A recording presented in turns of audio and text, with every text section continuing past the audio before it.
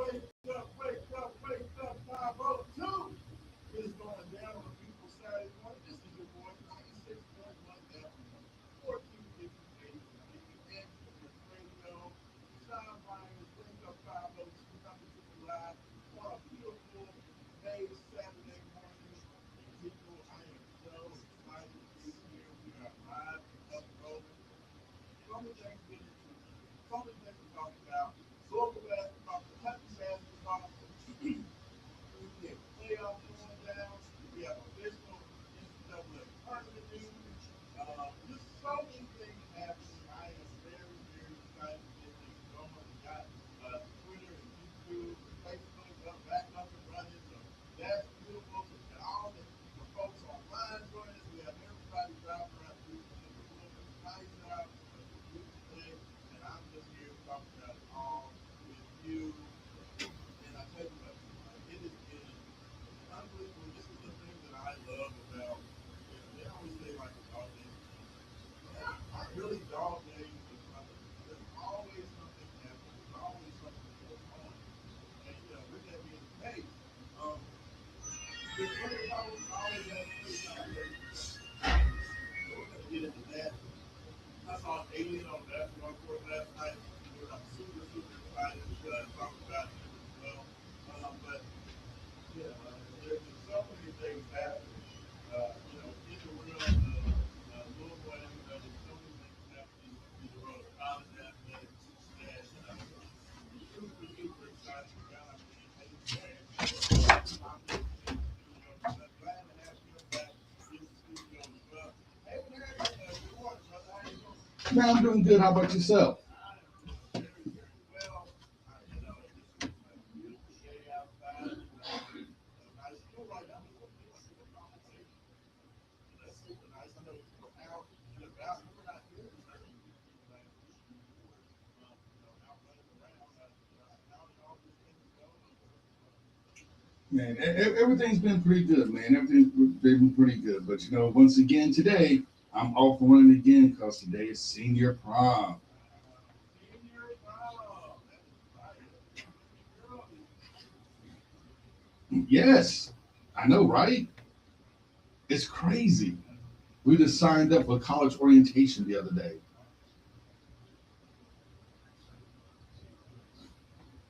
excited about the I think she will be. prom. No, I mean she is. I mean she is. She's excited. It's just that when you go to manual, still got tests and everything else. So she's completing her AP test, and it was so now that she's gotten that kind of pass, so now she can kind of take a deep breath and enjoy the moment.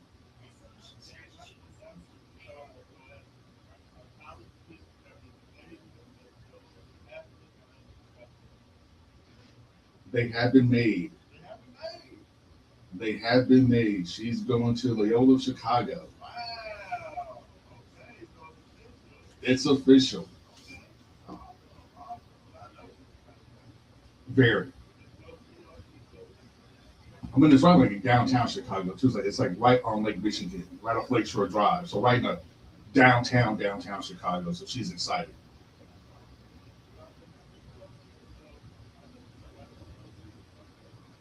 Get Harold's Chicken now like more than once or twice a year. Yeah. well, congratulations to her. I'm super, super excited for that. She's awesome. Glad all things are good right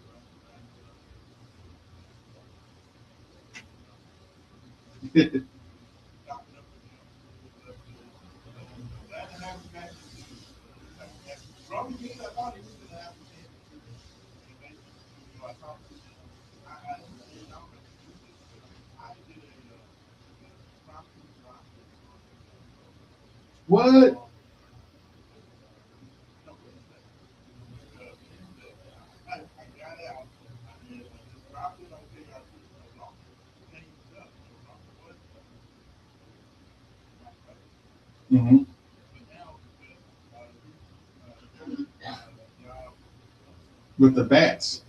on the back. So he now has put doing co-hosting earlier.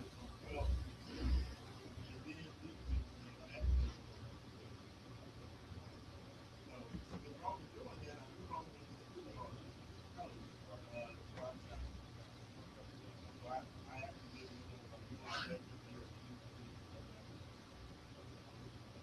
all the different things you got to say my mouth on Wednesday afternoon. Ross told me he was going to be in the building today. Maybe I feel like Roman goes hard on the outside. I mean, the man just goes hard all the time. I mean, the man's like doing like he's producing literally like three shows. Yeah. He's the No, voice of the Kings. Roman is the poster boy for work hard. He's no Jack. So, He can do it. it, Saturday morning is not conducive for Roman report. That'll be it. He did say that he was going to give us a call. Hopefully he's going to give us a buzz. We'll see what's going on.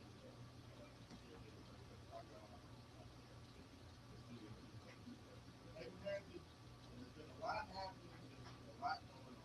Man. I want to get your thoughts on. So I mean, the changing landscape of college athletics is insane. Like watching it slowly, not even slowly morph, but quickly morph into pro sports, but like a different Frankenstein version of pro sports. Yeah, I mean, it's weird. There's so many things happening. Shout out to Michael Sparrow, long time giving us the athletic director for most sports, frequently with the football coach man on the inside of the that they make the announcement that he's no longer being part of And all the other SIDs as well, because he's not the only one. Yeah, but he's of course he's the guy that we work most closely with. That, I know very well. Did everything. We have a lot of things going on at the landscape of UFL. There's a lot of different things. Some of the roles that, of course, information directors, the kind of roles that the athletic department play. Albert said previously we're not going to aware of the college athletics. Just move to there. We have different responsibilities, require Right, and you wonder how long a school like U of L, which has a dedicated and loyal fan base, but may not have enough deep pocketed contributors. Like, how long can they keep up competing in well, no. Okay, see, now what I was about to say was, how can he keep competing in all the other Olympic sports as well? Yeah, and that's the difference because for a while, and I know a lot of people like when Tom was here, we were going hard in baseball, soccer was good. We had almost a national champion tennis team and golf team and diving team, and we had a strong track presence there for a while, and we had all these other things. But that's in a bygone era that's never coming back. So like now, how does a school like U of L compete with outside of your two major staples of basketball and football? Like how do you find other money for your other sports to compete at the level we used to competing, or like one of the administrators and board of trustees of Louisville said, and some of these other sports may be nothing more than overglorified in intramural sports going forward. And it's just because of money. I mean, like I think I saw a page that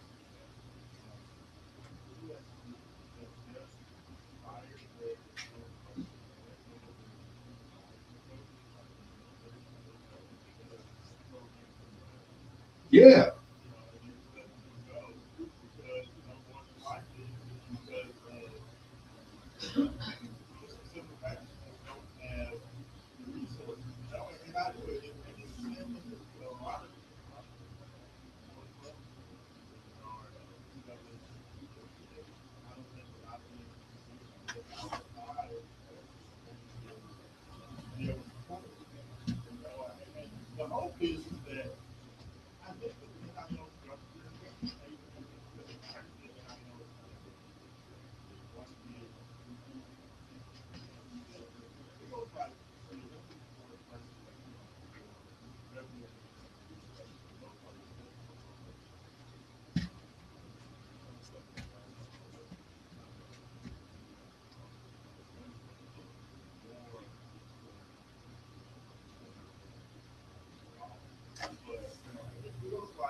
There's going to have to be some sort of, you don't want all of these Olympic sports, non-revenue sports, to work out at the same time. Then you know there's going to have to be something. I don't know what that is, like, I mean, honestly, the only thing I can think of is you look at the conference structure the way it is now, and that would just be for men, for football and men's basketball, maybe women's basketball, and then you'll have a completely separate conference structure for all the other sports, and and to go back to be more regional, where you can take buses and things of that nature to where it's more affordable. Yeah, I mean, and the colleges are fighting it. The NCAA doesn't want the salary cap because that means that players have to be at that point they're employees, and that's something that they don't want. But I mean, they're going to have a salary cap or something that curtails the wild wild west of spending. well, because if you look at that package, all of these non-revenue sports are Not only that, but you don't see schools like U of L, uh, Memphis, and others that are on this kind of like, I mean, Memphis on the same level, but you know what I'm saying. Will be constrained on what they can do because like U of L even wrote like a nice, penned a nice column even talking about this, saying that we're quickly becoming the have and have nots where the out of control spending NIL for your top football and basketball talent, you're going to start carving out the middle class of college athletics. now.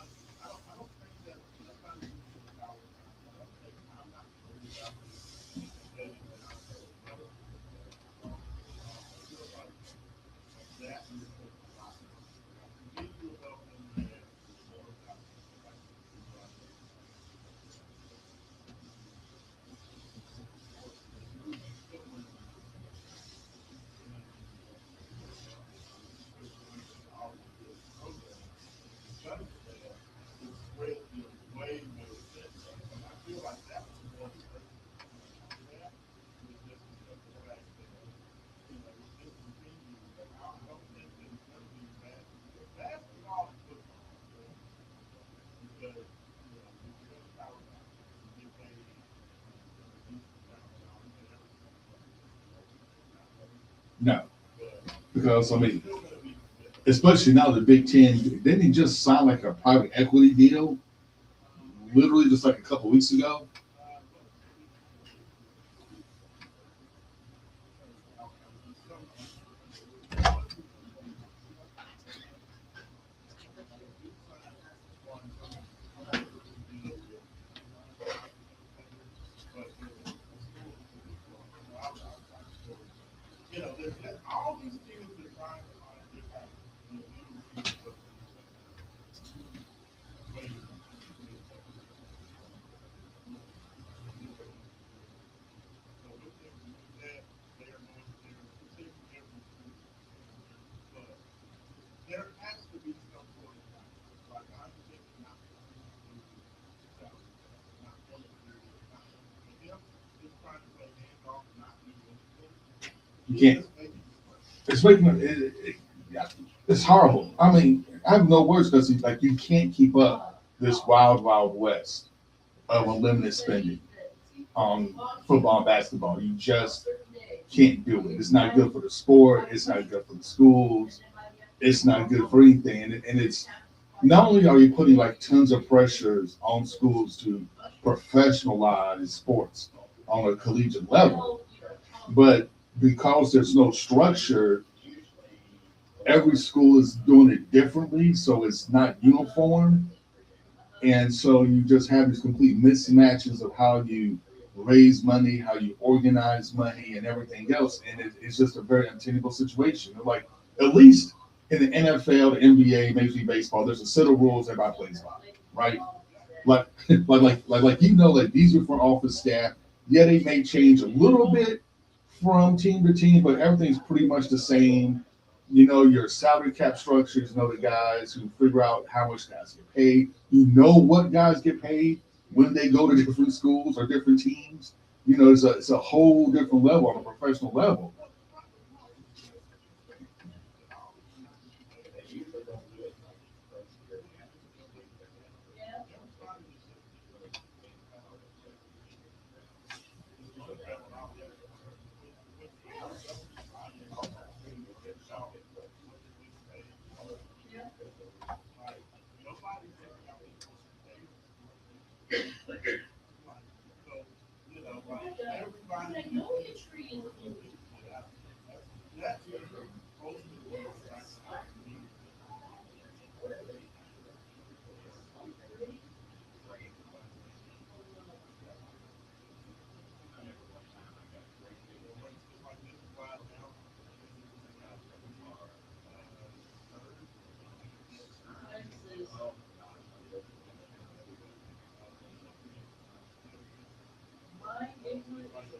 why they did that.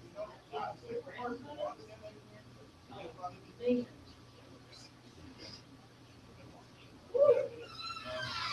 Got more, so this product, so they got more advertising time, and they also announced they're going to add additional commercials. Of course, I mean, everything about college athletics is been and since the first initially college, it's always been about because they have never had strong enough leadership to say, look, this is what we need to do. All these schools, all these universities, all these colleges, are all in doing what they can to make as much for their players. Or in this case, try to lose as least amount of money as possible. And it's really just crazy. Like going to 7-16s, like nobody in their right mind thinks that's a good idea. That's diluting your product. That is, I mean, it's just a horrible idea to expand a tournament this way. But I get it from the NCAA's perspective because they got squeezed as much money as they can out of college basketball because they get zero from college football. So for them, this is their cash cow. And because of the hierarchy of sports, college basketball really only makes money in March. For the NCAA, it only makes money in March. So you got to squeeze as much out as you can, and they're trying to squeeze as much out of it as you can. And hopefully, some of the smaller schools that when they make the tournament get a nice little payday to keep them going. Hopefully, this will help them. But man, it's just like you're really diluting the product. It's gonna be much easier to make the tournaments. It won't be as special to make the tournament now. Um, And your question is more of the market. I don't like it. And to me, that's my issue is because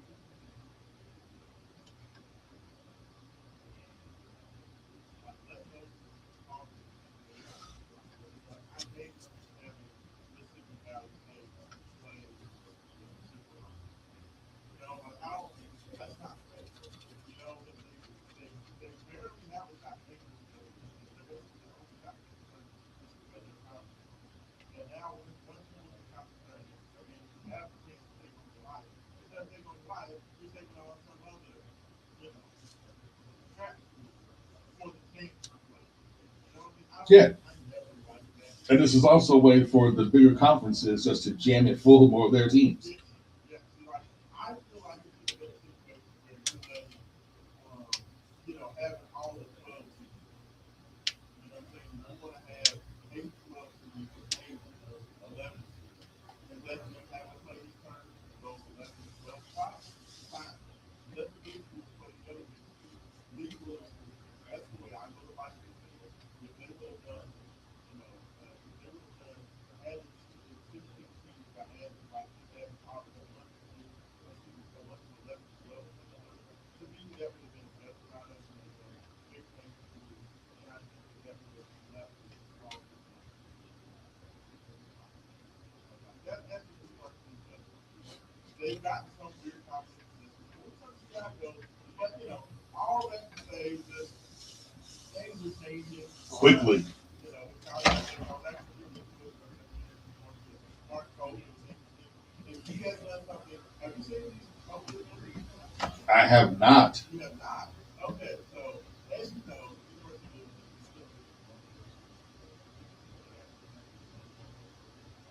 we have a visitor here. We're going to talk about that. After we come back from break. But what we've been doing, production has missed a lot of guys that we don't know the so production has not done They haven't got that bell cow yet that they were. they haven't gotten their start. They haven't gotten that star yet. And I know for Kentucky, it has to kill them because they are the bluest of blue buds when it comes to college basketball. And for them not to get a bevy of, I'm not a bevy, not to get like one of the biggest recruits in the portal has to be killing them. Absolutely. Like, if you want to look at And honestly, they should be fussing.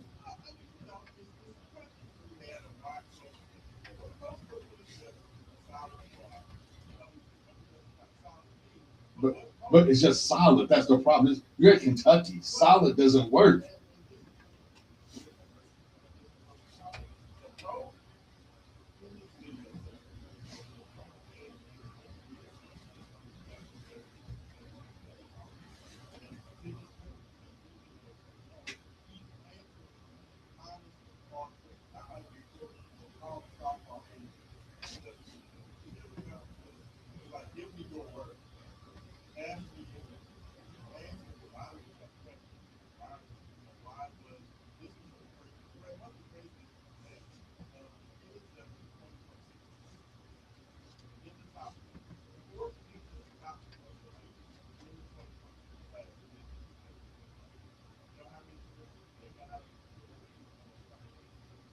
Zero.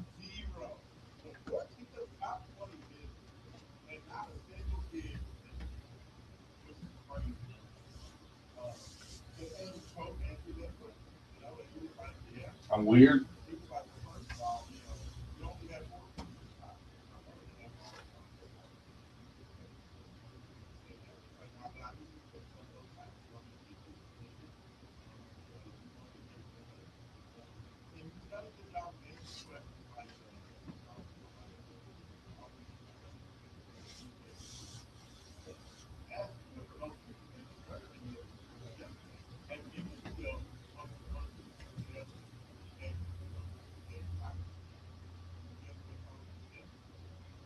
Oh no.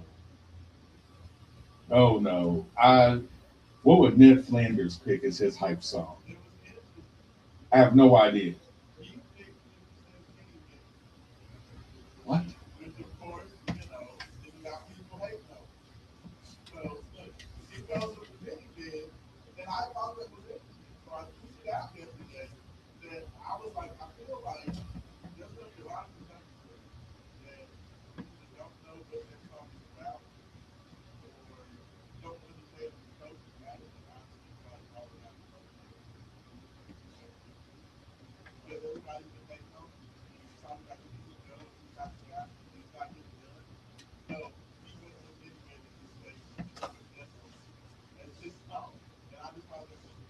That's hilarious.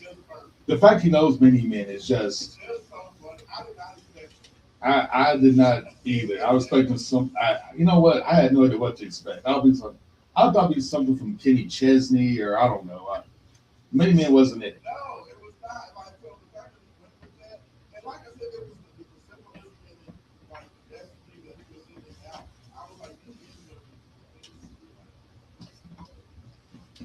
The fan base. I mean, but honestly though, if I was a UK fan, yeah, I'll be mad too. I mean, because this isn't what you signed up for at all.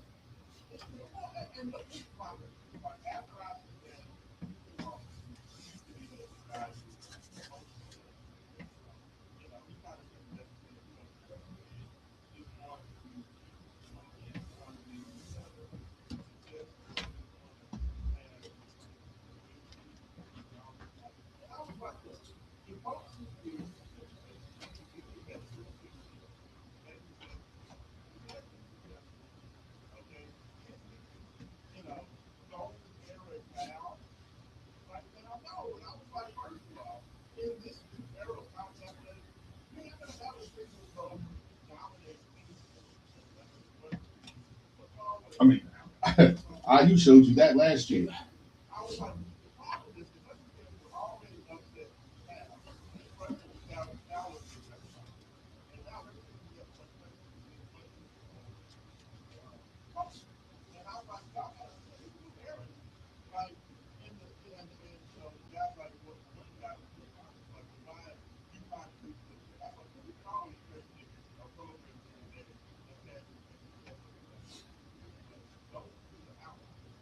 Well, honestly though, if you ask most Duke fans, they'll be kind of salty too because they've had like two championship, like literally, they've had two championship caliber teams and still couldn't get it done.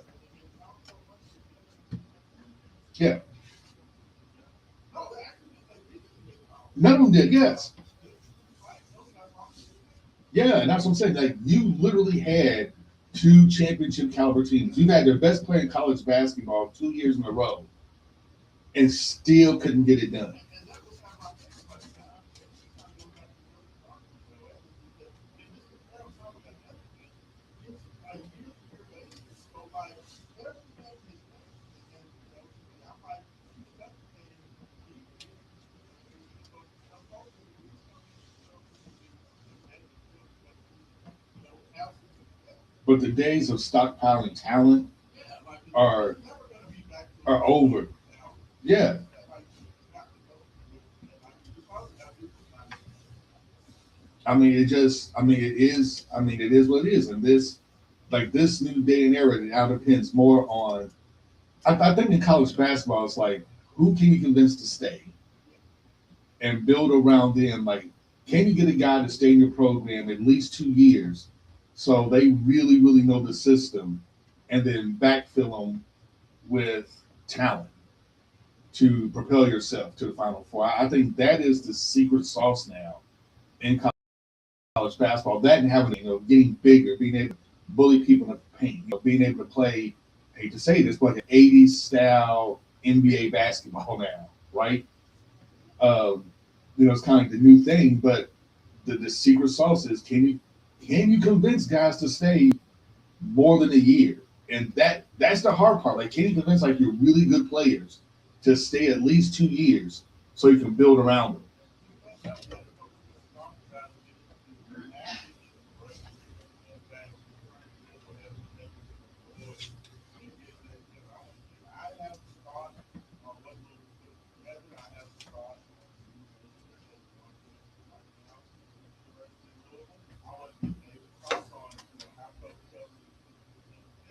that much, much more.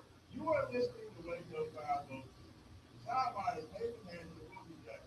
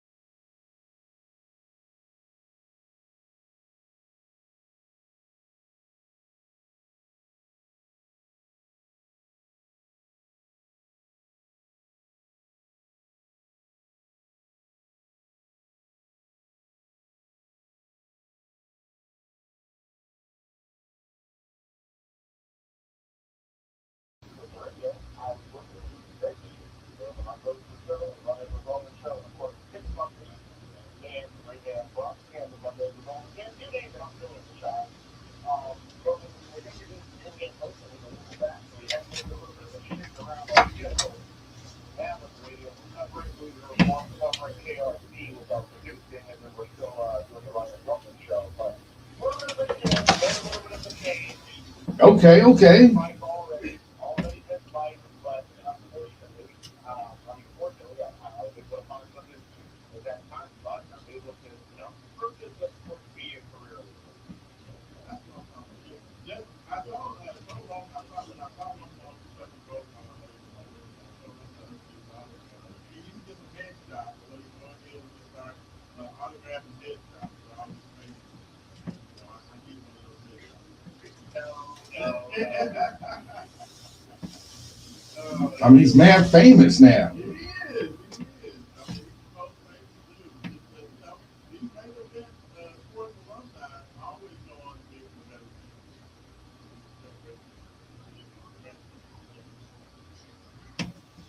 Thank you, fellas. I'm trying to make it happen. Learn from the best. Absolutely, absolutely. So, Roman, I'm glad you called just in time. It had a man to me talking a lot about college athletics before the break. I teased that, we wanted to get a little bit into what's been going on to going on with this global basketball and with this roster that, talking about the fact that Mark Roach is getting a lot of hot water because it feels like Mark has been looking to coach the strength. Louisville has won out and able to fund this way. They started out by bringing in the number one player in the NCAA in Floyd Douglas. Then they begin this all Big 13, Big 12 defensive player contest where most likely will be overall grade successful when the season started. Along with bringing in Jackson Whitman, Alvin Gary, Major League Wave last week for bringing in the number one center prospect in 2021 class, Stephen Jr. Center won 230, 280 and something along those lines. After Tuesday, um, what are your thoughts on how Coach Kelsey has put this together? Roman, I want to give you the first shot, and then I want to take the shot. So, Roman, as far as how Kelsey has put this team together, how do you foresee this working out, and who would you like to see as the next riders and how many teams in 2024? I love the pieces, Sean. I love it. Every week we could have pinpointed fumble over the last 2 years. Look at the draft, look at the roster construction for this year.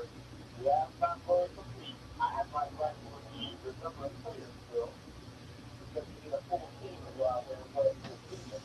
With that being said, you've got the point guard, the skilled prospect, the Chris Paolo in the center. You've got interchangeable guards that can go out there and light up on the floor, set up in space, be an off-ball threat. You've got a three who can defend multiple positions, play games, play that basketball game, perimeter player, I'll forget it. The perfect addition to the game of what Fulham's position is going to be for you. That's that floor spacer, fundamentally skilled foreman. If Henry can catch the ball from anywhere within an 8 foot radius of the rim, he can jump out of his net, and he's one of the eaters. Shocking. Yeah. I feel like the biggest all of the Utah here going as fast as a guy that their doctor looks like, right? Yeah, money's the major factor here, but they make really make true tickets to these guys and got them to buy into what the new system's going to be, which is exciting to us. But getting guys in here who want to win, I think is the key. Getting guys in this fit your culture and fit your mold of the kind of players you like, that was the key. So far from what he's seen and what he shows and what you can read, all of these players meet that mold. It's just a matter of getting them all to buy into this new philosophy that Pat Kelly's going to have to be learning on the fly. So, Talk to us through foremost what you see as the key difference maker for the next future, as well as talking about that. Ultimately, I totally agree with you. I think that Coach Kelsey has done a great job of building.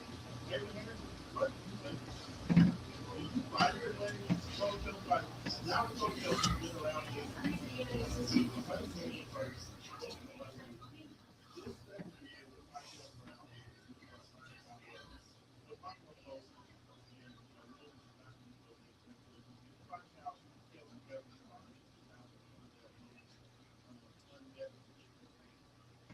Yes. I mean, he's addressed the issue big time. To me, the biggest thing was getting guys on a coaching staff that know how to, coach big men. And then you went out there and you got big men from the coach, which is awesome. I'm excited to see how he, I want to say, changes his system, but how he, let's say, augments his system. I guess would be a better word, or how he enhances the system, kind of to take advantage of the size. That's what I'm interested in. Like, how is everything kind of going to mix together? How is he going to still get the running in, the shooting in, everything else I know he wants to do, but incorporate, big men. Well, and that's one of the things that Tony Green still working on.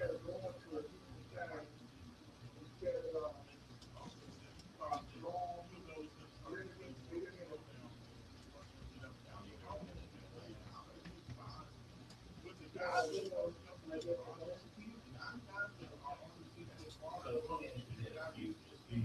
I'm gonna be honest with you. I don't think Golden's gonna slow down very fast. I don't think they're going to start walking the ball up and like big deals. Like we see that. When I look at Jackson Johnson, I look at David Williams and the guys who look like they started out the area.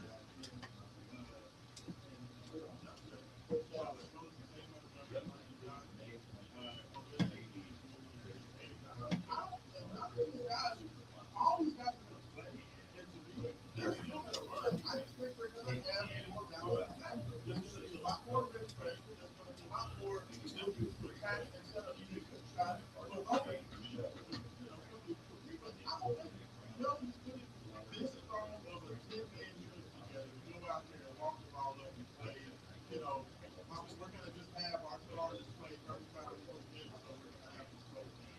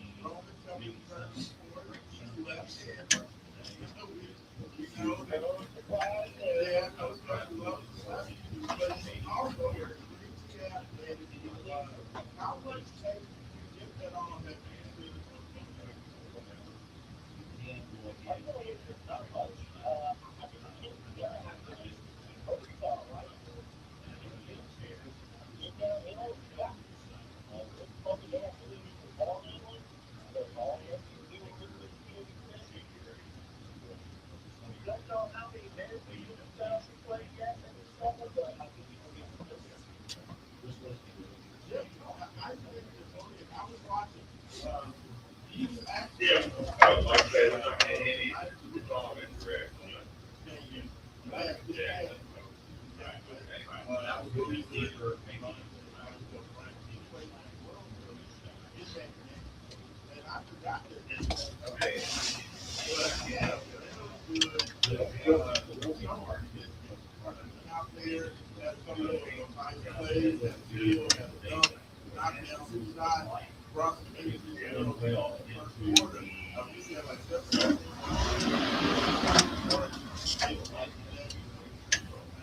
Showed how unique the style was. But to me, Bowman, the thing I love about today is that Coach brought in a bunch of guys that not only besides that have a lot of experience on the elite level, but also all these guys have potential to take the field and be competitive.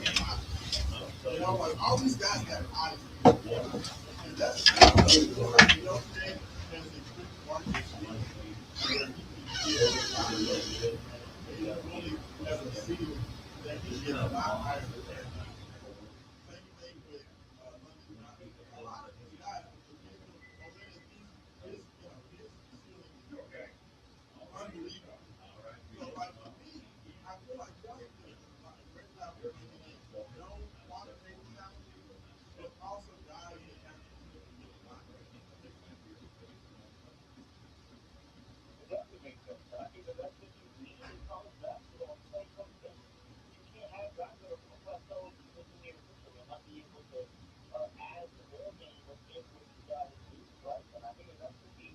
Guys, let's define develop here what you want to do, and then also just add what you're capable of. So I think you want to have that balance, right? You want to get a couple of guys who maybe aren't expected to play like that.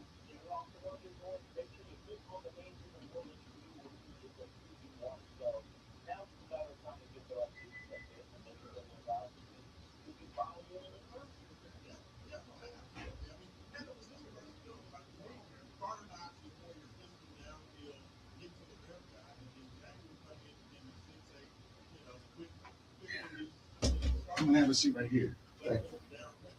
He's like both guys have great size and pace.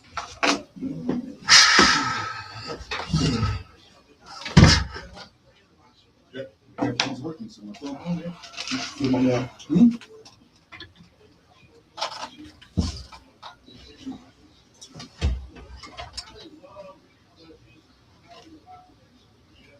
Feels like Coach Kelsey has hit all the right points. Let me ask both of you guys: is there anything that like, let's say James goes ahead, he makes his decision. Coach Kelsey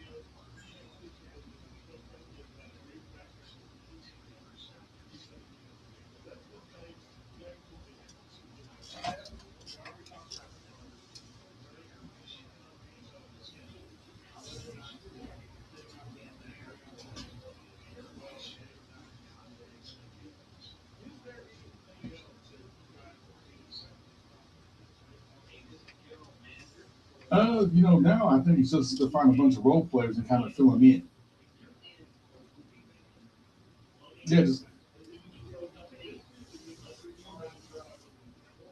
well, we know Coach Kelsey loves his guards, so I'm pretty sure that some of these positions will be like another guard, another point guard. You need to fill in. If you can, if you find a little wing out there or another wing or two, that'd be perfect. Just kind of fill them in. And like we said earlier, man, if you can get somebody that you think may be able to stay another year, or, Coach.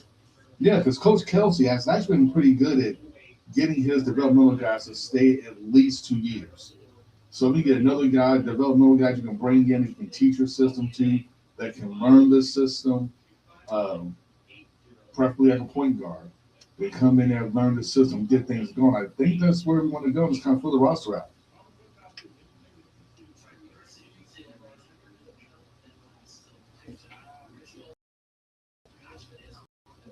you see like as far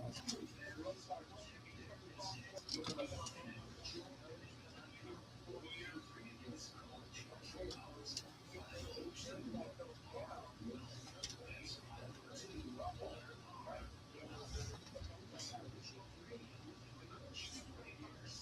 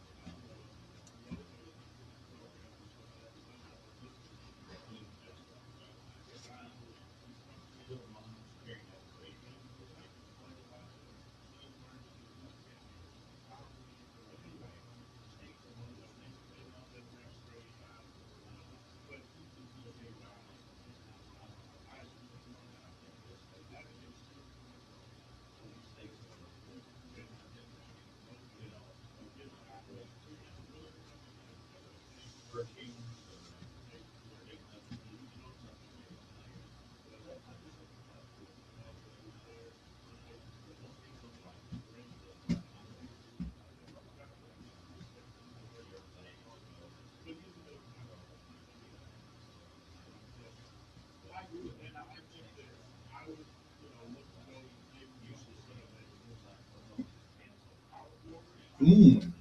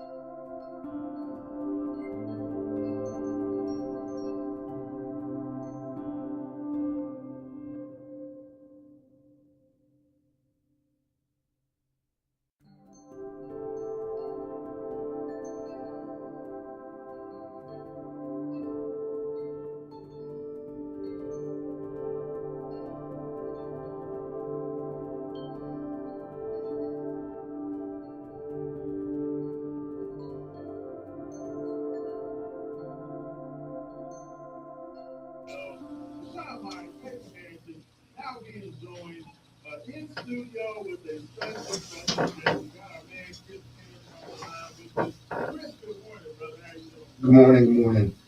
So happy to have you, the Free Furniture Store, in the building. We also have our man, the myth, the legend, one of the greatest ever do it. Jay Hads is on the line with us. Jay Hads, good morning. How you doing, sir?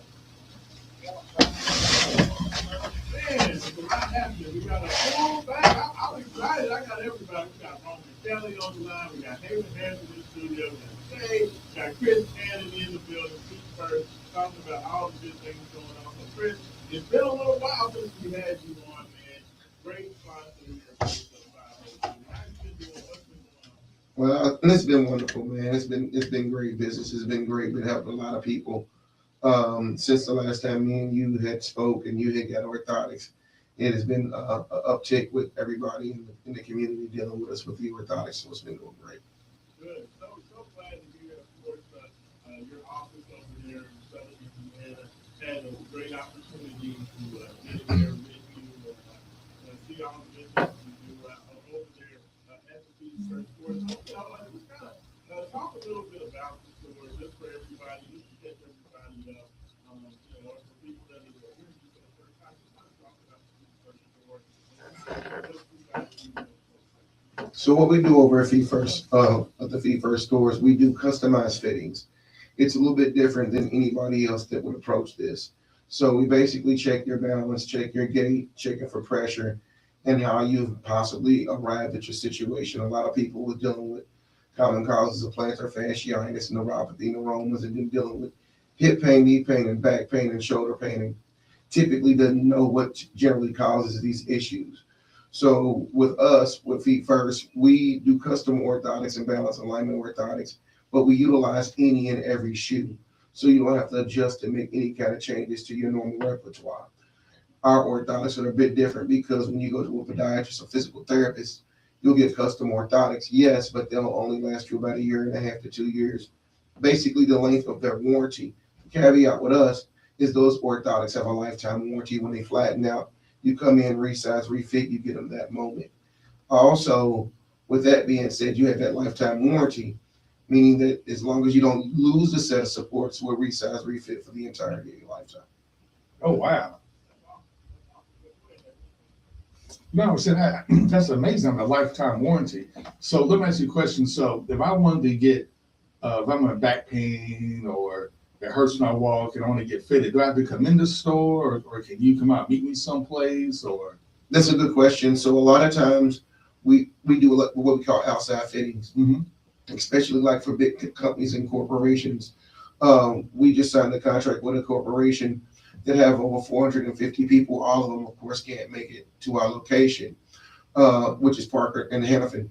So we'll go to the location, do the fittings, and we'll do the fittings there and get the prints and take it there. So sometimes, if the situation permits, we'll definitely do outside fittings. A lot of times people don't have adequate transportation, so we'll come to those outside fittings. Yes. Awesome.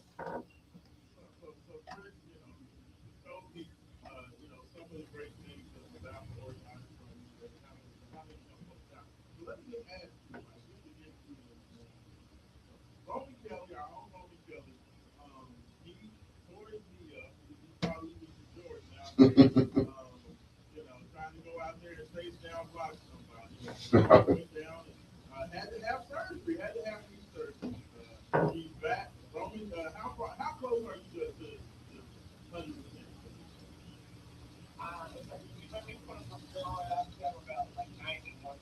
91%. So he's 91% back from his knee surgery. How can Torn meniscus that's typically the case. Go ahead, the question. No, so my question was, like, for a guy like Roman, like, even though it's the knee and not the foot, can the orthotic help to, kind of aid in his, not just his recovery, but just in his day-to-day, because Roman wants to be active. Can orthotic help with that? 1,000%. That's typically the case. A lot of times people get the misconception that orthotics are for somebody elderly or usually little children. It's people that do rigorous work with their body, not just people that work in factories and things like that, but athletes. We sell our athletic line of supports.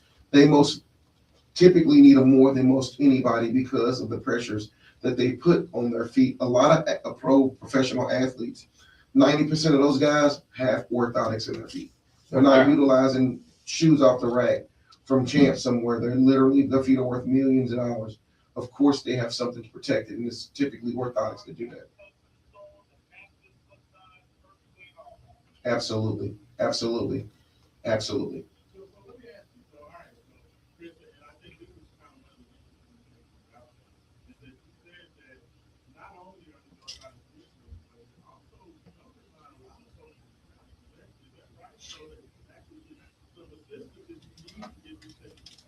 Yes, sir. So what we do is these orthotics, let's say you go to your podiatrist or physical therapist, and then of course they deem you that you need orthotics. At that point, you'll have your doctor's admission, but we still would need CPT codes. So meaning that we would give you the CPT codes and you would submit them to your insurance, and they'll pay for some, none at all, but it just depends upon the insurance, but 80% of them actually take it. But there's been some changes also with insurance, just like braces. But yes, typically they're going to pay for those or pay for a portion of those. And we give you the CPT codes at that moment.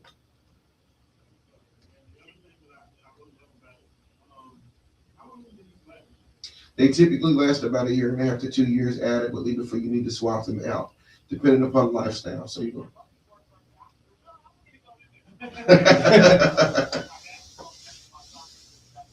Absolutely. There you go. And that's why we sponsor a lot of pickleball players and so forth. That's kind of how we got, a lot of people is that they play pickleball, they play soccer, and they would get into a meniscus and issues like that, causing, a lot of pressure, lower back pain, sciatic nerve issues.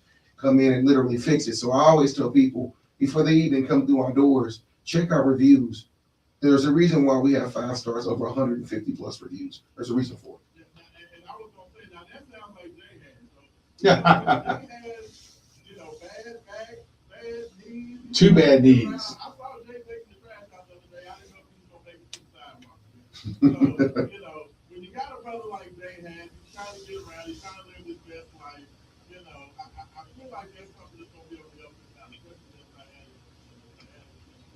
had. Absolutely. He's utilized supports before and make a testament to what they've done and what they do. So again, when it comes to the orthotics, it's typically a 75% success rate.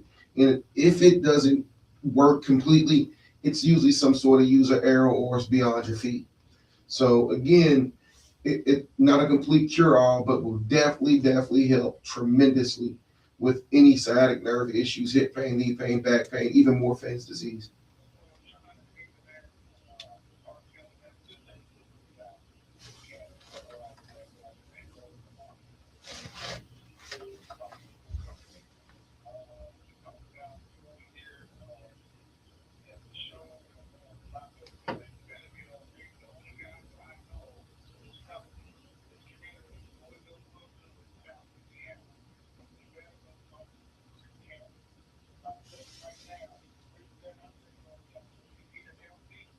Mm-hmm.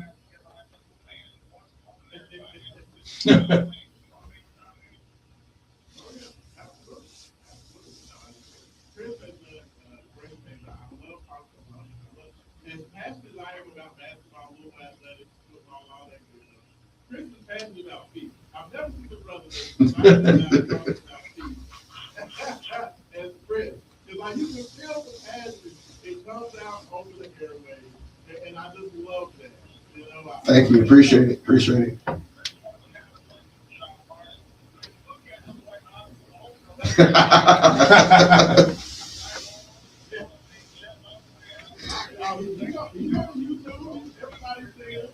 Everybody sees them flexing over here. Thank you. Absolutely.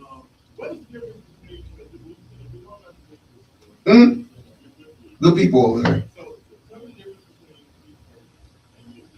Okay, so the difference between the Feet First and the Good Feet store is a couple of. That's number one. That's one thing. But number two would be is that we not only do custom orthotics. So balancing up, there's 2 types. There's balance and alignment orthotics to strengthen ligament, tendons, and muscles.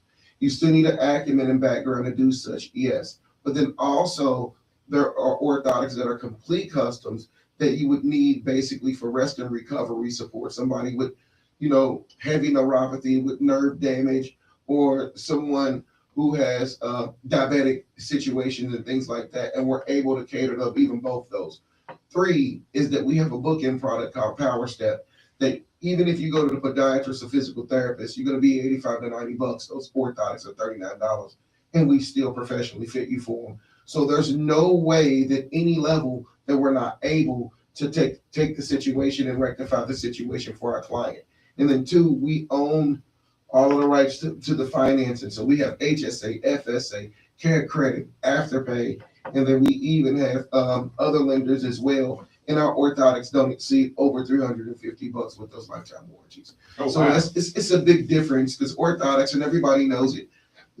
I'll let the cat out the bag. Anywhere orthotics are expensive. They can be very expensive, up to $1,100 to $1,200 for a pair of orthotics, and we're a fraction of the cost. And then not only that, with that lifetime warranty, we keep it covered for you. So that's a big difference. And you get to get orthotics typically the same day. So you walk in and you walk out within 35 to 45 minutes. I'm going to find a solution to your problem.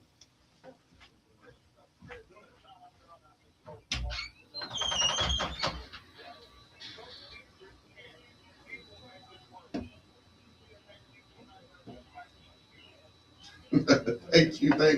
And I've heard that before. Thank you.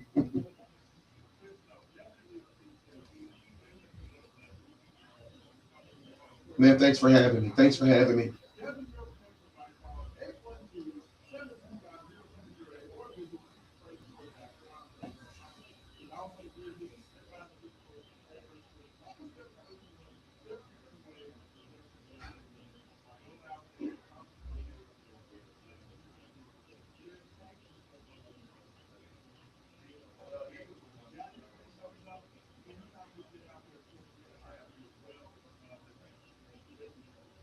I appreciate you guys, and I thank you for having me. Thank you. And Jerry has, and I appreciate you, brother. I thank you guys for having me on. All right.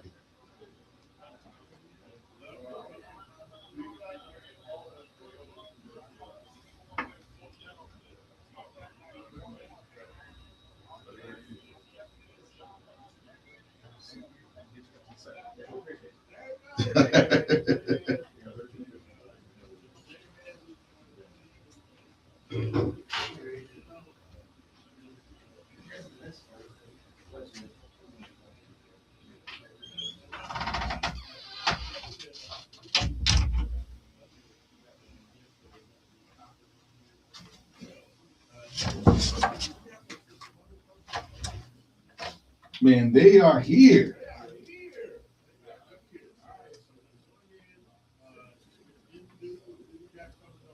I will bring them in right now and give them just like 2 seconds. Keep chopping it up. Thanks for that. I appreciate y'all. Sure. Yeah.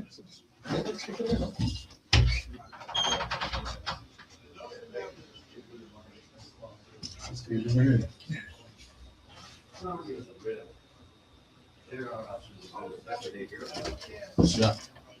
All right. Is this us?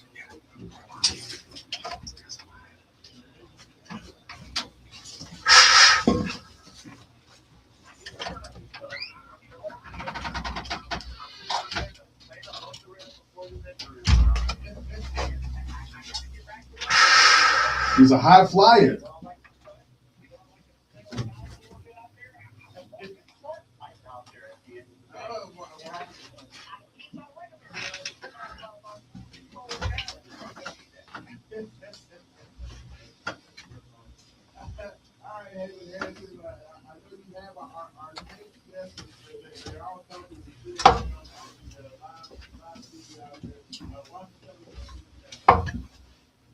So for all my wrestling fans out there, man, do we have a treat for you? As people know, Louisville's like the hotbed of professional wrestling. We have the Harvard, well, you used to have the Harvard of professional wrestling here at OVW. But I got 2 guys in here right now that are bringing in one of the greatest of all time. And in 6 days? Oh, we're talking about Mick Foley. Yeah, 6 days away. Yeah. 6 days away. Mick Foley's coming to town to do a little stand-up comedy at Logan Street Market. Why don't you guys take it away and kind of explain what's going on, everything you guys got going on as well? Absolutely. Yeah. So I probably should clarify. 6 days. I did my math wrong there. It's actually 4 days. So May 13th at Logan Street Market, we got Mick Foley coming in. And if you've seen Mick Foley, you know he is one of wrestling's most prolific storytellers. Not only that, likes to call himself a stand-up comedian as well. So it's a mixture of those kind of things. You're going to get never before heard stories from his 40-plus years on the road, and you're going to get some of his stand-up routine where he's put together, obviously, hook and punchline, that sort of thing. The cool thing about this, though, is this is the very end of the 40 Years of Foley tour. So this is the very last stop. Louisville is the last show of that tour, so it's going to get the best for last. Exactly. And I think you're going to get some stuff you didn't get throughout the rest of the tour. Some stuff he's probably been wanting to do, has been saving. Maybe a little glimpse of what's going to happen for the next tour. And not only that, I didn't realize there was going to be a live feed camera that works out kind of nicely. We have the special edition shirts that are going to be there. Limited edition Mick Foley shirts. The three faces of Foley riding derby horses across the Kennedy Bridge. And a portion of all the sales are going to go to Dreams with Wings as well. Okay, we've got Dude Love there. You got Mankind. Oh, and Cactus Jack. Yeah. And Cactus Jack. All three faces of Foley. Yeah, I'm excited to hear what he has to say because, as we all know, growing up watching wrestling on Saturdays with the greatness that was Jerry Lawler, you know, Jim Anvil Neidhart, the Hart Foundation, all those guys kind of coming through the Mid-South connection. I'm kind of interested to see like how is he going to shoot on Memphis and the greatness that was like a whole Mid-South wrestling. That is going to be interesting. Hear those stories. I know he was in the territory for a little bit, so that is going to be hilarious. He spent a fair amount. Is my mic working? I'm not catching it in my ear. There we go. Thank you, whoever did that. Yeah, he spent a fair amount of time here in the southern region, the Midwest. And real quick, I do want to clarify, this is, even though it's a wrestler, this is not a wrestling show. There will not be a wrestling ring. There will not be anybody. There will be no violence. Hopefully, no violence. Only comedy. Only good times. Good vibes. Logan Street Market. We've got Mick Foley as the headliner, WWE Hall of Famer, the hardcore legend, and then we've also got Mike Bucci, who wrestled as Simon Dean and then Nova in ECW and actually had a little brief run-in with Cactus Jack in his ECW days. Well, you got Nova coming. Okay. Yeah, I know exactly what you're talking about. Okay, yeah. Yeah, he'll be coming in. He's going to be our opener. And if my memory serves me, this will be his first foray into stand-up comedy. So if you want to come see somebody either knock it out of the park or completely bomb, we may very well see one of those two May 13th at Logan Street Market. That's a way to talk them into the building. It's going to be great, or it's going to be terrible. But hey, either way, it's entertaining television, right? There you go. And what time at work and where can people get tickets? So the show itself is going to kick off at 7 p.m. You can go to wearepowerbomb.com to pick up your tickets. That is wearepowerbomb.com. And tickets are on sale right now. There's 3 different tier levels, and you can pre-order that limited edition shirt on there as well. So we're really excited about the Mick Foley show. Like he's got a lot of history here. We'll probably even hear him tell some stories about being in the Louisville Gardens way back in the day as well. But we'd be remiss if we didn't mention we also have a show on June 6th where there will be violence. Yes. There will be wrestling. And no comedy. And, well, maybe what is wrestling without a little comedy? Right. So on June 6th at back at Logan Street Market, I'm really proud to have our first foray into wrestling as far as a live event outside of OVW is Let's Fight on Logan Street. We've already got people announced from TNA like EC3, Jada Stone. They just debuted Sophia Rose and Orion. We got AEW Star Beef. He signed up as well. And we've got a big surprise that we'll probably be announcing next week as well. One of the biggest unsigned stars we could possibly put on the show. We're like, screw it, let's just put the dude on the show. And we're really excited because the big thing for us is like Steve and I are very much Germantown people. That's where our roots are. That's where we love to be. And we really wanted to bring something to the community of Germantown, you know, with Dainty Fest, Nisselberg Walk, just so many cool things. We wanted to do something to put our kind of wart on the body of Germantown, as it were. That is. No, I feel like I said exactly the way I needed it to. I'll take it. That's right. But you know what? It's kind of our love letter to the town we live in, and we want to bring something special and fun. So when these kind of big names, you know, you're talking EC3, one of the biggest names in wrestling over the last decade. Jada Stone, one of the hottest stars in wrestling right now. Beef, one of the hottest stars in wrestling right now. The guy we're about to announce is going to blow everyone's mind. that's the kind of thing it means a lot to us to be able to bring to our community, not just put on a good show, but to do it in our hometown.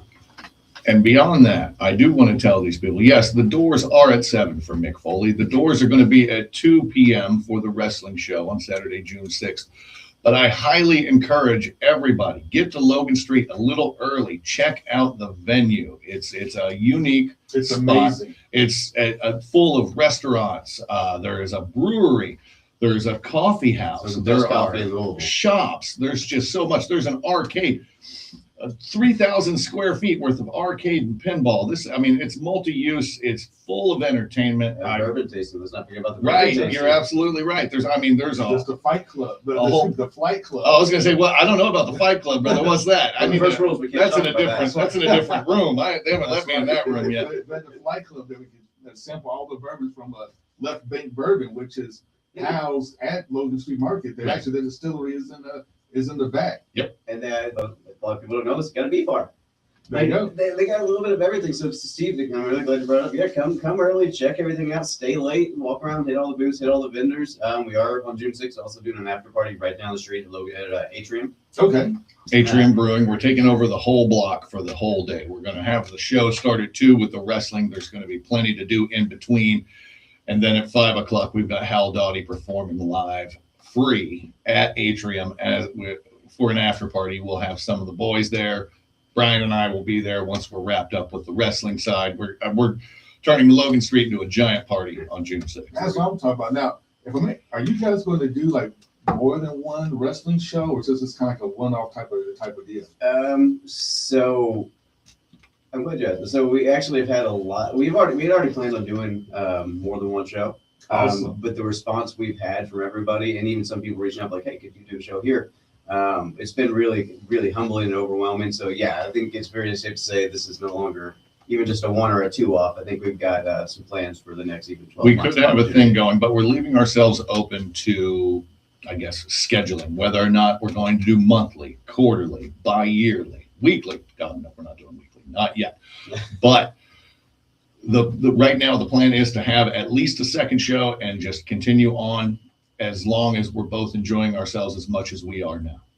Man, our airwaves are always open, especially the wrestling, because we're all big wrestling fanatics. I remember as a kid, like everybody else in Louisville, going on to Tuesday nights at Louisville Gardens to watch your favorite wrestlers. My grandmother used to take me because she was the biggest wrestling fan. Like Coco Beware was like her dudes. Every time he was in town, we had to go see Coco and Frankie. Of course, for me, it was always Jerry King Lawler and Brickhouse Brown and some of those guys, some of those old school wrestlers. I just loved it. When the Moondogs came through, they were here for a little bit. I loved the Moondogs. I got into wrestling because of what was the CWA, but then turned into the USWA around the time that I started watching in, let's say, 87, 88. But you're right. Brickhouse Brown, Jerry Lawler, Bill Dundee. There were so many, worldwide famous names that their home was right here in Louisville and in the Memphis area, this 2 or 3 hour drive around. But Louisville was a hub, and the Louisville Gardens, which are still being used, again, not for wrestling, but for, just entertainment and filming in general. They turned it into a studio of sorts. But I'm glad to see that that's still going. I'd love to see more wrestling in Louisville, and that's what we're trying to do here. You can never have too much wrestling. You never have too much wrestling. Yeah, I think my favorite Louisville Gardens wrestling legend has to be my grandmother. I don't think she ever had a Diet Pepsi or cigarette that got finished. It was always tossed on the heel at the time. Good. It was always just like trying to throw that lit cigarette to let her know how much she hates him. It was an important part of the show back then. It was a different era. Completely different era, but man, I love it. I'm so happy you guys are bringing it back. I'm so happy to come see me. I will be there like front and center because I'm excited to see you guys and everything you're doing, especially starting with the whole stand-up comedy. That is just hilarious. It's so we don't have to go into my biography. Steve and I have actually been involved in the comedy community for quite some time. I used to run the Comedy Caravan. I helped run the improv down on 4th Street when the Comedy Caravan turned into the Laughing Derby. I was there as well. Well. So I always had tendrils in the comedy community. When Steve and I first started pairing up, we were in the comedy community and did some web series and stuff like that together. Did a podcast. So we've always been very intertwined there. And the parallels between professional wrestling and stand-up comedy are just so insanely parallel. I mean, it's the only art forms where you get delivery, immediate response. You know, like body slams, a cheer reaction, joke, you get a laugh. So the parallels as far as delivery and art is concerned are very, very similar. And then to Steve's point earlier, even routing. A comedian can hit New York, Kentucky, then Florida, and then Florida, Kentucky, New York. Wrestler can do the exact same thing. So doing those two shows at the same time makes kind of absolute sense, but it's also probably the stupidest decision we could have made launching a company because it has been stressful, man. Hey, who knew running a company would be stressful? I thought it was going to be Man, easy. you know what? I did my first live boxing match last year. We called it a Bourbon Barbecue Mayhem. They have it at Harley Davidson last year, having it at Harley Davidson again this year. And yes, I completely understand what it's like to book athletes, especially we had guys come from Mexico City, San Juan, Costa Rica, you know, all over the country flying in to fight and trying to schedule all that, get the contracts going. And I couldn't imagine. We're just doing Orlando. I'm stressed with Orlando. I couldn't imagine trying to do, you know, these partially international flights. Yeah, passports. Like that's not even. No. We've done bourbon passports. That's about as far as we've gotten in that is concerned. Man, yeah, you're doing a whole different level of things. Oh yeah, it's fun and rewarding, but man, trying to get up to that point. Yeah, but I think the rewarding part is like I think we're seeing that almost a daily. So in wrestling, they say you can make money, you can make friends. Luckily, we were friends before we ever got into wrestling, and we never had money. So it kind of so it worked out nicely. But I think that the good thing about what he and I are doing is every time we're like, hey, this would be a good idea, and then we're able to like book it and they'll sign up and they're on board, or but you know, like, hey, we'd love to have you as a sponsor. Like, it's something you guys is your all's thing. Yeah, absolutely. If it's you two, we're on board. That's been kind of like stress has been uncalculable, but the reward we've gotten back and people believing in what we're doing, be it a wrestler, be it a sponsor, be it fans who are buying tickets, saying we're excited to see you guys working again. That's been so gratifying that it's kind of almost even outweighing the stress, which is unbelievable. Awesome. Now we're up against some breaks. Before we go, once again, where can people buy tickets? Time and place. Time and place, Logan Street Market. We've got two shows. The first, May 13th, so 4 days away. And then we've got June 6th, the wrestling show. You can get tickets for both at www.wearepowerbomb.com. You can get those. You can see what we've got going on moving forward. We highly encourage you to go to both shows. We'd love to see you. We want to pack the house. We want to show these people that Louisville is the city that we know that it is. So come, don't sit on your hands, have a good time. And again, we'd love to see you. Don't sit on anyone's hands. Yeah, no hand sitting.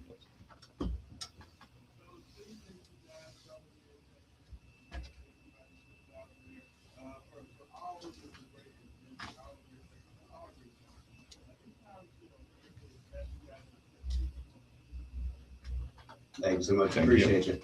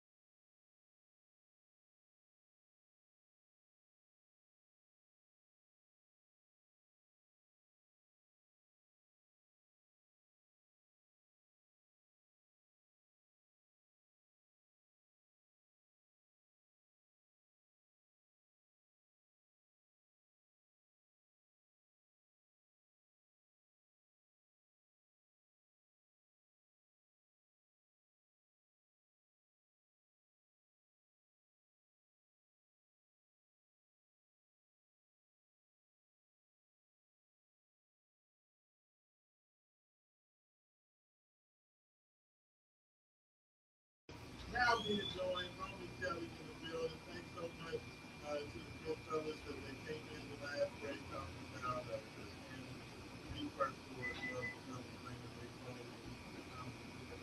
Roman Kelly, you with me? Yes, sir. Beautiful, beautiful, beautiful. So, we got to get into it, Rosa. We talked a lot about it. Before we talked about the NBA playoffs and all of the ridiculous things I saw last night, we did get a few texts in. So I want to make sure we, we give a little pause for the call. You know what I'm saying? Everybody checking in. Hot to 414-1450 there at the game day Mentel text line. Checking in this morning. Let's see. They said, let's see. Intern grade. I don't know what he said. I guess maybe he was talking about local basketball.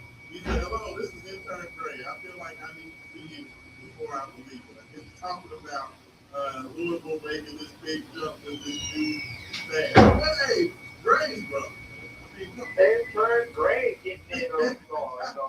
Love that. I love it. I appreciate you listening this morning, Gray. Shout out to you. Regardless of whether you believe it or not, Louisville's going to be, I feel like Louisville's going to be really good. Let's see, next text says, good morning, wake up 502. Main event, happy Mother's Day weekend to all the mamas, and the baby mamas.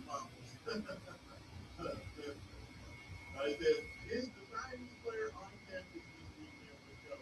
Yes, Boyan Zhang is on campus. I believe he got here yesterday. He is going through his business today, so we can definitely hear some news as early as I guess this afternoon.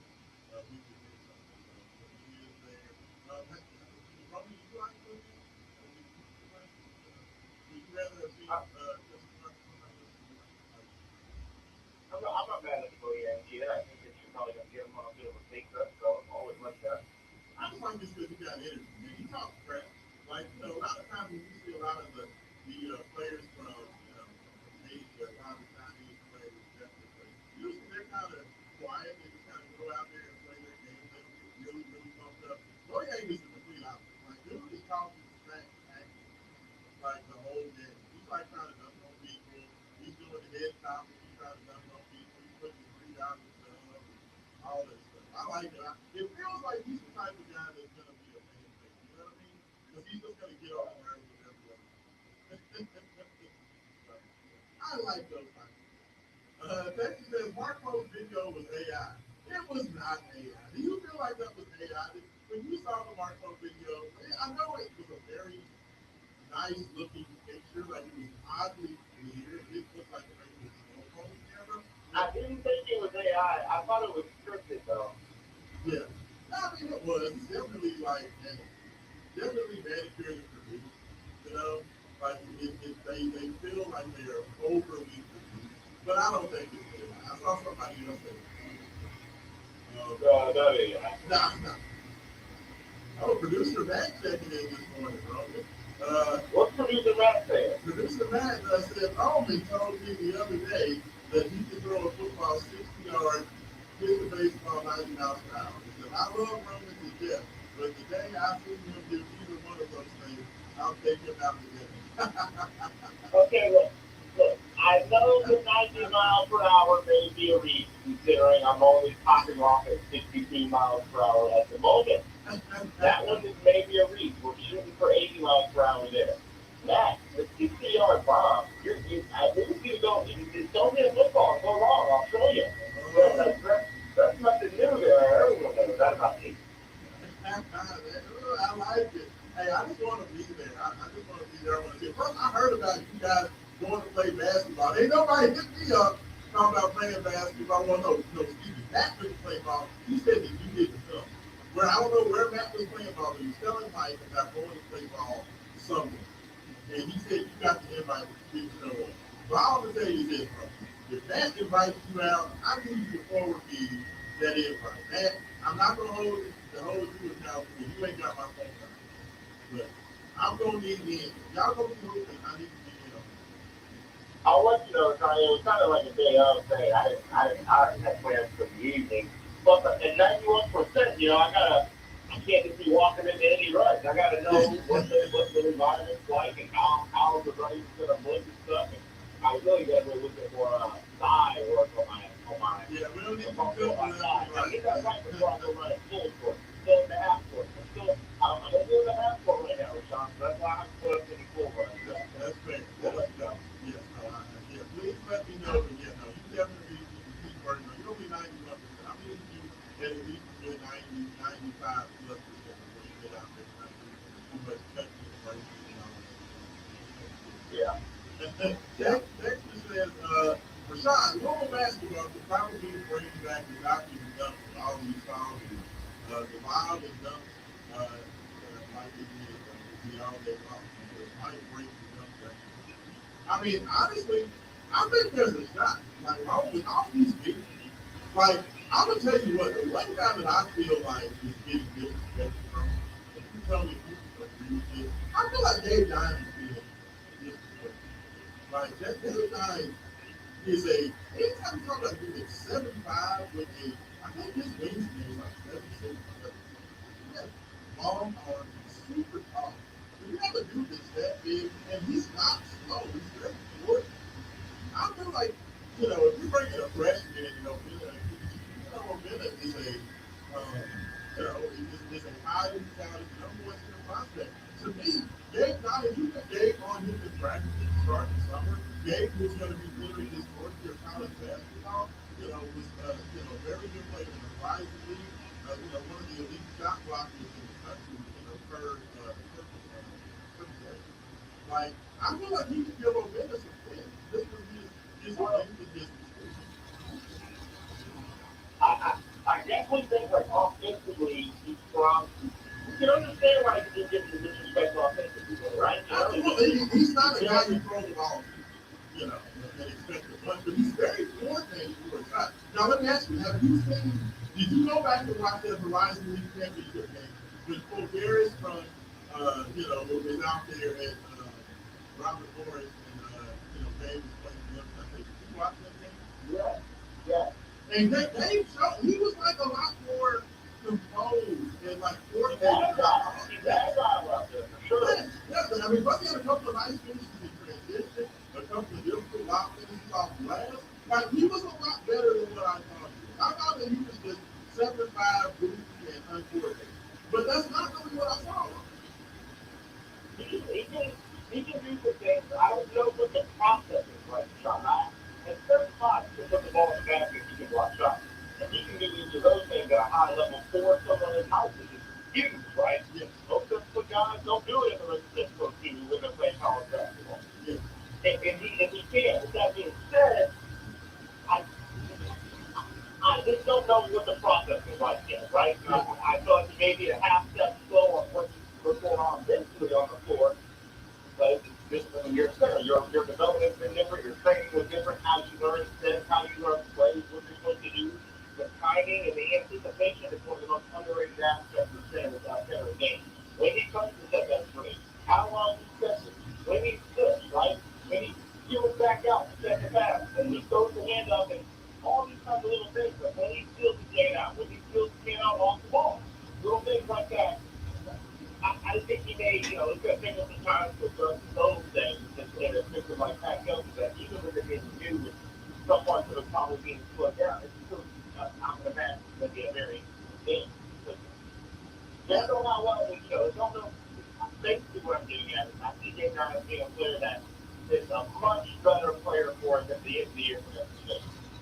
Absolutely. No, I think that, and to me, honestly, I think this offseason, Gabe Diamond is going to play with the best players. Think about it. He's going to get every day in practice going to get Lawrence Duncan, the number one center in college basketball. Omega Easy, the number one center in high school basketball. And, a Swiss Army knife, 16 outwork players who can beat you inside and outside, the guy that he's had wars with for a couple of years in the Horizon. So, that's literally the definition of high entire time. I feel like all four of these guys are going to get so much better playing against that level of accuracy.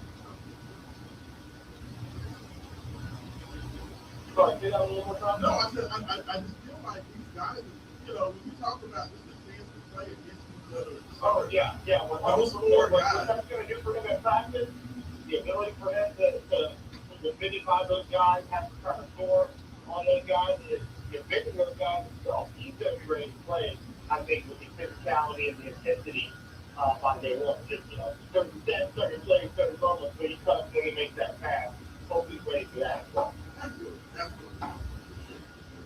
so Rome, let's go ahead and get to it. I appreciate you guys texting in, listening this morning.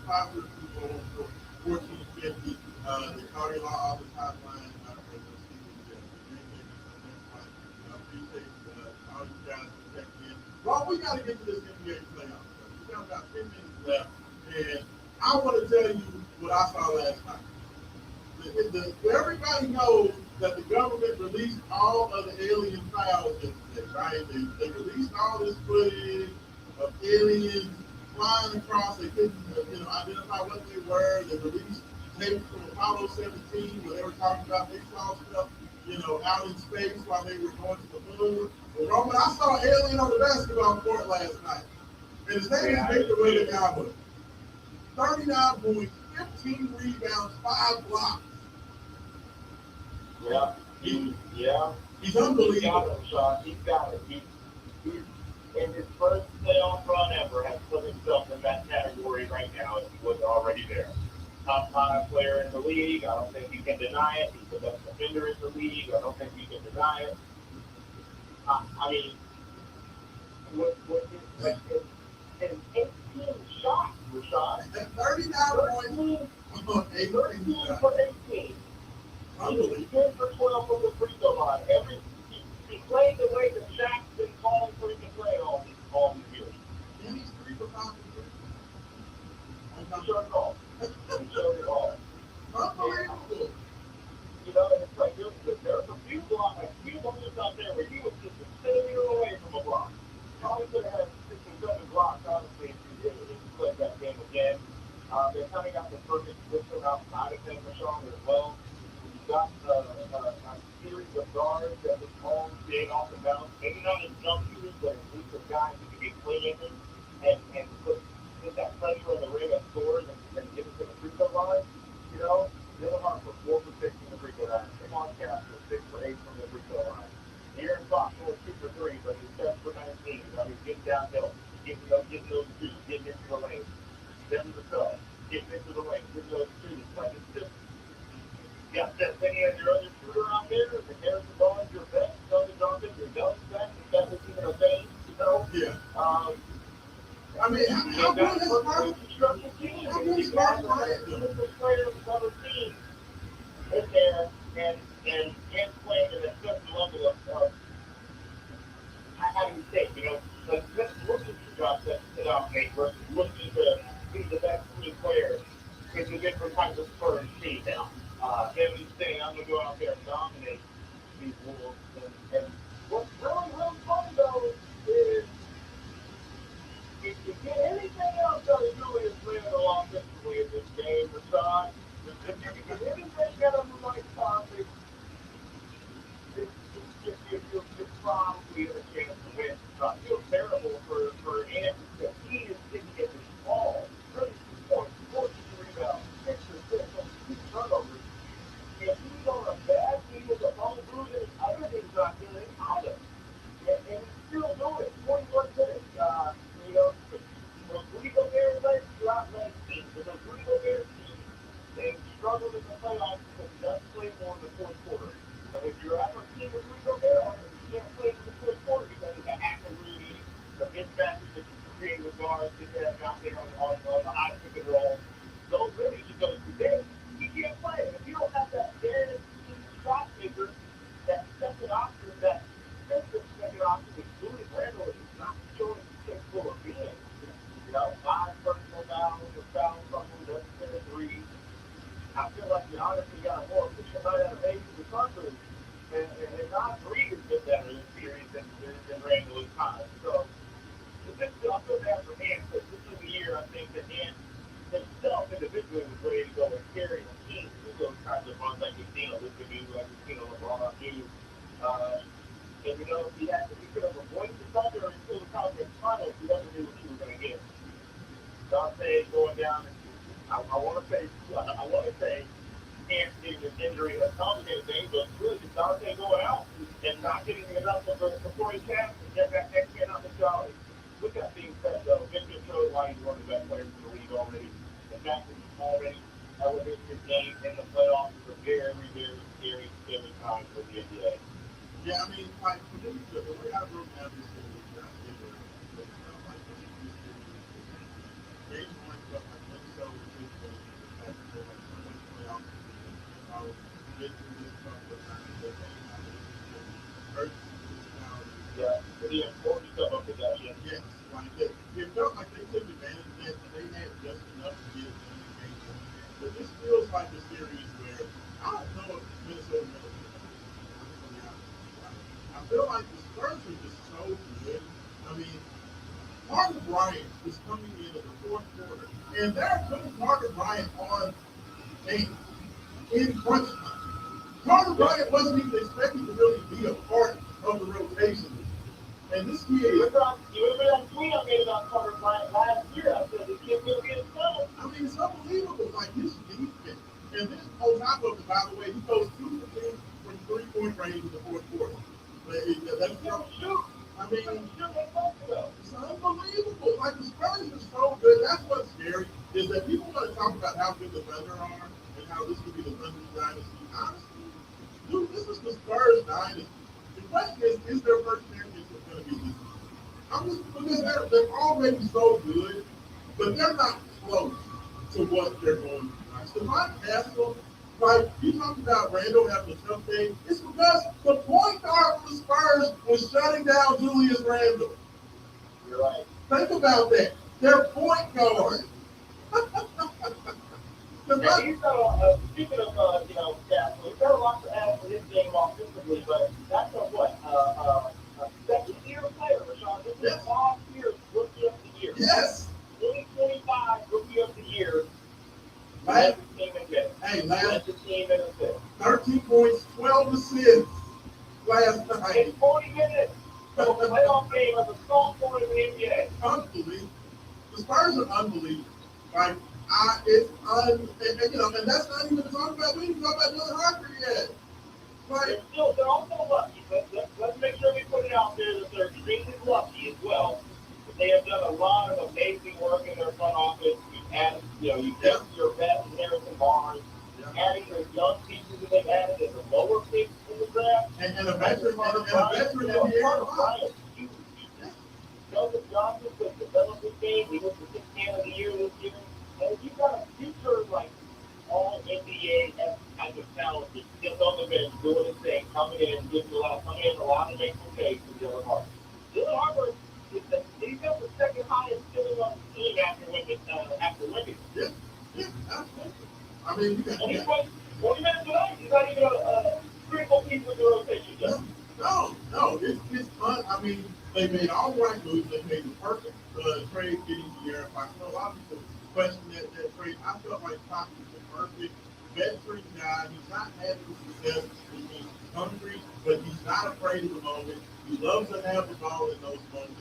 You have, bring over a veteran big man that won a championship with the Boston Celtics in Luke Cornett, who's the perfect guy to come in when he's on the bench. It's just a perfectly masterfully put together line. Yeah. It's perfect. What the other guys is as well, right? The way that they've been able to grasp and your two biggest creators at a different being and Alex Caruso and Shea Gilgeous-Alexander, like that's kind of crazy that that was led to a championship team. They're going to be here for a couple more years to come because the young guys they've got.